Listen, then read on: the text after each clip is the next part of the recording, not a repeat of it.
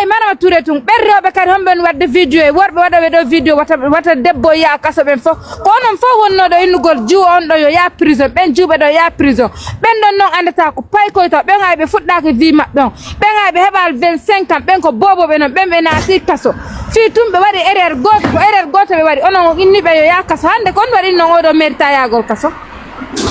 kon won problem modon on onon don dogiti problem hunde wotera problem modon ko problem jandudo onon nafigi yagal sa ay enen ha jonde bawo hanki mi yina e susubbe no hubbini life e maninka ben susubbe e maninka ben no hubbini life hakkunen alla be yennude o jodo ben o jo foti yagol kaso presque di on ko wari kon fota wargol no ben film afami film base maninka ben e soso ben fabe hubbini life enata ben don ayna ta ben don ko maninka be soso enen pullon ko dum hidande wargol nafigi yagal enen nafigi yagal dum ko nun nafatay beedano merci yagol kaso kono odo kanyum merta yagol kaso jango kadi goddo hebo ya don problem inno on don merci yagol kaso bar on don kanyum fay mudum on ala mbudi on don kanyum na partenaire do on don kanyum ala place on don kanyum no merci yagol kaso kono partenaire be modon be yimbe anda ben don be merta yagol kaso onon ko woni ngal nafigi yagal enen sen accal nafigi yagal men ngal ko bawo tu yarte ayni e yare bawo hikkoto bawo ha maye Andi precious ambulance be jabi ONG jetti ONG mabbe ONG Mariama on pira parce que do ONG Mariama on ari de bandugo bena to dum ni hindo be déplacer mo be dum ari ko ni non si ONG jetti ape yumina be ko kambe don do na bi be ay ko hombo buri marte ton Marama Touré do le fuso ala fe ko lamu to ko ene ko réseaux sociaux do ma no habonande Marama Touré no andade Marama Touré ala famali na affaire lamu bubu ni la ni to ko sari on do ko ene ko réseaux ko mbuudi kadi dogata nani ɓar noon yimɓe ɓen joni noon mbuudi no wallide précieux jama yewtata kañum jama no wakkili jama wakkilo ɗen nani jantumi ɗay jang jama yo wakkilo accen nafigi yagal fi Allah finela goɗɗo no merci yagol kaso oɗo kañum merta yagol kaso oɗo kadi no merci yagol kaso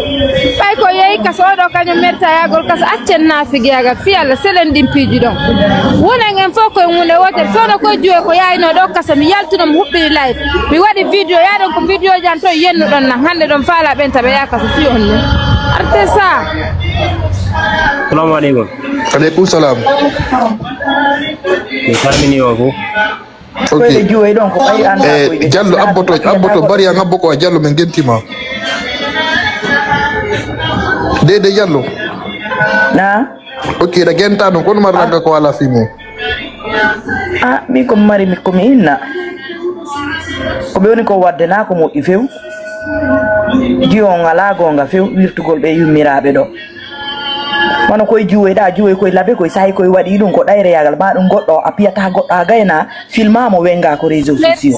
merci jara ko ma do haji moko bas ko moko ba wada e dum piya goddo filma yaltina nar kambe wirti hore mabbe ko kambe wirti don hore mabbe jonno Marama Touré ko woni ukkitanade ko passé onno gonga be kanko e debbo be mari affaire ay parce que nene makko jono wada tano dum don duwaka min dum no metti la ngabe yi afahami diku ko dum hali banon o himo duwano yande din don on don no fuduno mo goddum donc o wawata wolde gonga quoi donc himo préféri buumugol gonga kan yaltina fenande quoi tout simplement et puis kono qualifianta woneni rabbe woybe mari dépression exemple diga di be ya be fenande jaka bi e bembe foro lagine wo kanko yewtidebi e ma e ben ni en he no dum metti konno goddo wa immode dibrika ya ha cité fi nguyka hakune mu yalla wo on tikadi wujje daro do ni non andi yoba pass yipti dibrika do andi no siko kanko no place beauté on siko kanko yano yidude be yimirabe ando dani neno yite ngen hewtata no hewta joni landene ko yay ko nakiro hide yimirabe ko o suyneno be parce que mo yidi suynu go godde no ni buudi ma ko jama o fo jetti problème on joni hikkini ko yes andi ko ni ngo faala no wadirde be nenirabe nawnunobe wada ben feetube wada ben bombe afami kontina nyamugo mbuudi ben dombe tu vois mais alla jabali dun don quoi do faano wadde kadi be yummirabe do kono ari bayo anda kono ni sharia o tan do sharia ɗum ɗo o joƴƴinano no o joƴƴinano ami jodo alla wirtumo do tun quoi mais pour la première fois ni sa manière no wadiri non wona do fuddi min do prince la hen franchement mi ko jaabi la mi habbono ki quand même o jaabuto la wasaneji jono on hay yiwda no wolirta non kanko ngun kanaru makko go onon kani yare wala hakkille min non ko yendi be ko ko mettira la wallahi wa ko yetti kon kollu makko ngona be tuggi kadi kay yeso mabbe e dum ko min be jetti juude mabbe den be wadi ka be be lokki be ka yeso billahi ɗum mettilan de wallahi ɗum mettilan ko lokkiti ɓe yummiraɓe hay o yennayno ɓe tun gawa ɗum ɗo garan min no ɓuranno lan ko o ƴetti kon kollu makko kon kadi o toñƴiɓe a sikka e gore hecco hay nene ma wono oti ya ɗaɓɓa lasper ko ara jooɗo yeeso boutique makko haysi ɗum feƴƴi ñande fini wo peppinamo ɗo goto annata on to hayre yuri wona gaɗa travaux on to lanca mo ñande peskole tati ha o déménage kono wallahi on no fuɗɗi ay nana wasinede ya fotta e woɓɓe goo kono amila conseillére kanko kadi wasere no nedi makko nden dewti level go billahi kanko ko doctora o mari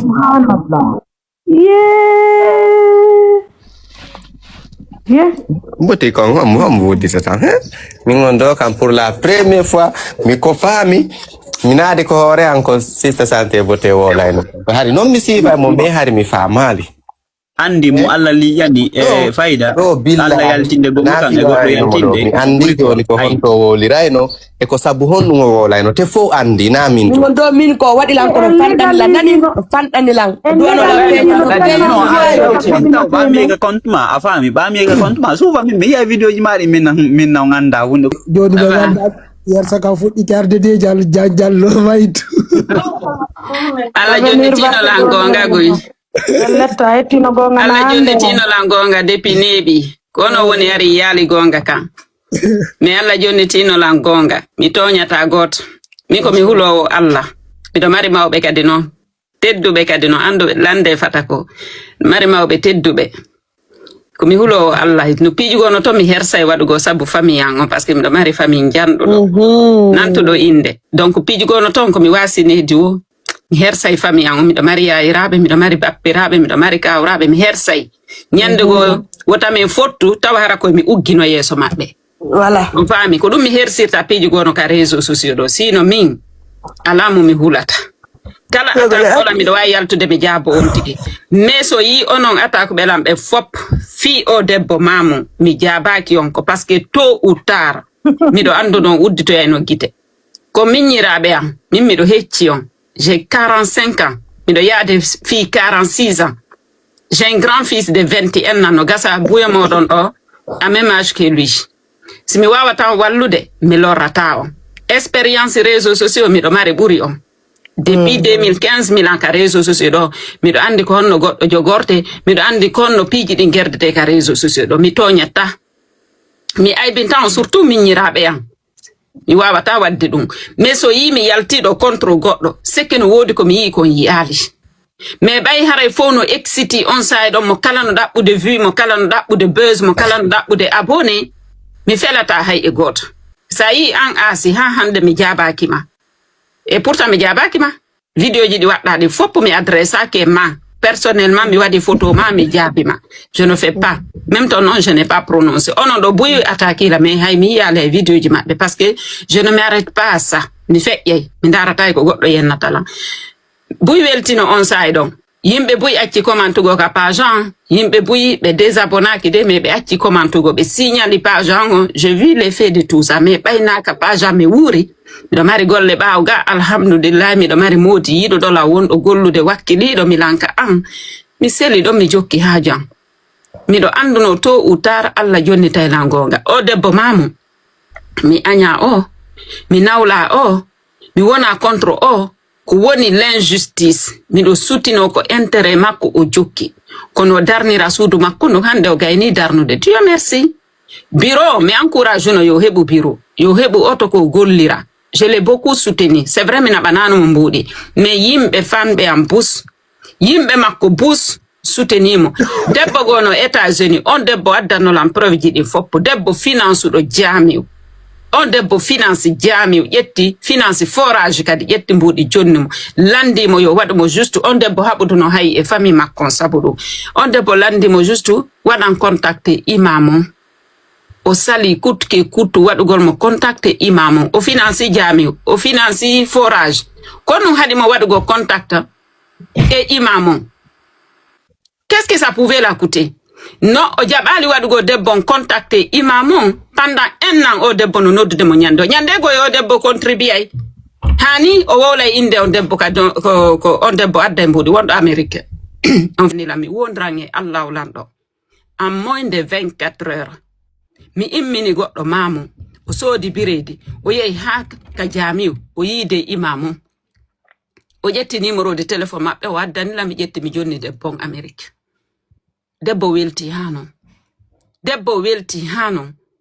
aw ko suga ɗin piiji ɗon mi wonno yiwde oya finance jami finance forage konno woni probléme makko on konno haɗunomo ƴettugo numéro imamo jonna on debbo finance ɗo ɗum ɗo fof moɗon c'est un problème ça non parce que fi honɗum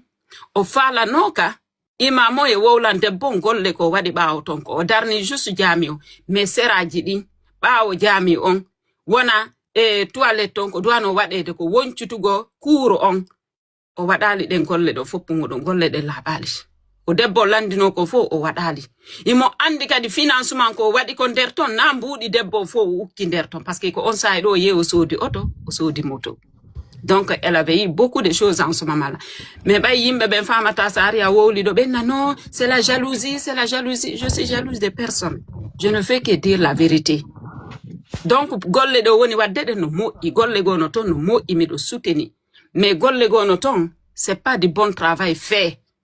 c'est mal fait hande cuuɗi jeluimo fuɗɗi o lannintinaki jamiuji jeluimo fuɗɗi o lannintinaki Fatou Janjan ko honɗum woni o waɗali fi Fatou Janjan ɗo j'ai parlé fatigué hande honto Fatou Janjan woni retour robolote ka fuɗɗino ɗon hande ko ɗon jiwonko woni. Vous avez pas compris, j'avais juste demandé qu'on construise une petite maison pour Fatou. Uditana mo boutique kunka village o wonda do e modi makko. Maɗo o wonda e jaaja makko. O wari o manipuli jaaja makko. Wo on wota gentleman. Mi immini yimɓe ɓe yehi ha berte ya ɓe yiide jaaja makko. On inni nono wo oyano interdise mo yewtudugo yimɓe ɓen ka réseaux sociaux wo meɗen fala wonde contre makko bonnanamo onde makko. Et voulait juste ralentir les choses et ne voulait pas aider les gens. Juste pour son intérêt, ce n'est qu'une manipulatrice. Je le dis haut et fort, ce n'est qu'une manipulatrice qui ne cherche que son intérêt personnel. Mais ba yimɓe no ɗo ɓe anda ko honɗum ko ɓe waɗa mbuuɗi maɓɓe ɗin ɓe ƴetta ɓe jonnamo. Aujourd'hui, je soutiens Tidjane Bodewal parce que on golle makko de golle oɗon nanda yada. Tidjane sa jonnimo ɗo mbuuɗi a innimo naɓo e village mi imminimo ɗo yehi ha Mombeya o inni lansista mi wawata yehirde ni mi surprena yimɓe ɓen ni onni ko onni mi waɗata mi nodday taw préfet on mi hollita ɓe haray teddunga ko adduɗa ko a faami ɓe waɗi ɗon duwaji ɗin après ɓe continue non service maɓɓe on vidéo ɗon ko min posti miɗo wawno onon ɗo innude ha ko saku maro mi jonnata kawam miɗo wawno ƴettude ɗin sakuji maro ɗon foppo ɗin mbuuɗi ɗi mi naɓi ɗon foppo fiye distribué nder Mombeya to mi jonna kawan ka mi watano wadde ɗum mi ƴetta foppo muɗum mi jonna kawa hara mi distribué naali hay e goto ka mais mi décide sendi tango jama on foppo muɗum ko fi honɗum parce que miɗo wawi wadde ɓuri ɗum miɗo wawi waɗande kawan ɓuri ɗum kadi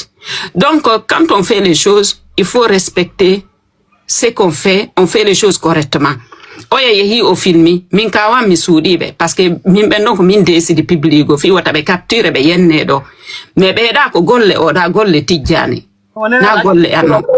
mi windiɗo ɓe nanani kala waɗɗo ɗon mo to mi bloqué direct famko tum donc ɓe waɗi e hoore respect debbo nda sa ndaari golle makko ɗe et surprendre les gens sur la route comme ça ɓe ɓorni moƴƴa ɓe ɓornaki moƴƴa a faami ko nin o arata o ƴetta kadi ñaamete on o jonna ɓe o accida ɓe ñaamete on ka travaux n'importe qui no wawi arde ɗon agressa ɓe jatta ñaamete maɓɓe on donc c'est mal organisé son ONG c'est mal organisé hande golle makko foppo muɗum ɗe golle ɗo waɗi ɗo foppo ko falano ko woni go ministre des femmes côté La Guinée mais Allah okkorali mo ɗum ɗo yalla noon okkormo sewriyara ko ɗum kadi o woni ɗaɓɓude ɓimmi wona contre me golle makko de fop me hakkunde o problème be neniraɓe ɗo e ɓe juuɓe labeɗa ko kanko waɗi différence ko kanko holli rasis yaga ɓay tun oɗo ko tourejo oɗo ko donateur jo makko ɓeɗo ɓe wawi wadde kala ko ɓe faala y a pas de problème mais ɓe juuɓe ɓe labeɗa ɓen no haare ko mineur ka ɓenno ko pay koy ka mais o landike ɓen ɗo yoɓe soke ça va o landike ɓen ɗo yoɓe soke ka ko honɗum haɗi kadi o lando oɗo e justice e waɗe ko parce que ko intérêt makko c'était son intérêt qui était en jeu partenaire ɓe makko ɓe naye ɓe meme sa yalti contre ma ono wonɓe mo jiwnande foppo vidéo ji ɗo ko tanke ɗon jiwnande mo kon goto ñande wolanɗo mo gonga ka wo o seli on parce que ko utilise o yimɓe tout simplement si intérêt makko lanni c'est fini ɓe waɗanɓe mo donji fop kala promituɗo mo naɓay mbuuɗi o harcelete o noddete ñande o ñande ha mbuuɗi ɗin hewta si mbuuɗi ɗen hewti o bloquima o jokki haaju makko hay naɓangol ma vocal inna fayda mi hendike no woodi woɓɓe o naɓanaye mais naɓangol ma vocal inna wi mi hendike mbuuɗi ɗin o accata hay preuve a nodday mo haron ka o jabotako parce que ko ɗum ɗo intéresse mo kaka wurna famille makko intéresse mo hande gollayɓe makko bus himo haɓide muɗum ɓe o gollidata bus regardez comment il parle aux gens hande oji o wirtuɗo ɓe yummiraɓe ɗo vous avez vu comment il parle c'est les mêmes espèces ils parlent tous de même manière min mi wajinomo au début o immini bareji makko ɗi yaru yennala ko ɗum ɓuri lam mettude ha mi yalti contre makko mi waɗi ko mi waɗata ko min noon si mi signike hunde mi accitata mi suɓoto noon mo mi signo mais si mi signike hunde ko ha résultat final yalta tant que ɓernde ande ɓuttal tant que ɓernde ande innal yo mi accitata je suis comme ça c'est plus fort que moi même comme Aïssatou jo ɗon ande Aïssatou ɓe bona mais ɓe ñaade brave femme way mi accata non c'est comme ça tous les Aïssatou ɓe bona ala moƴƴuɗo ɓuri Aïssatou jo wallahi billahi tallahi min ala moƴƴuɗo ɓuri la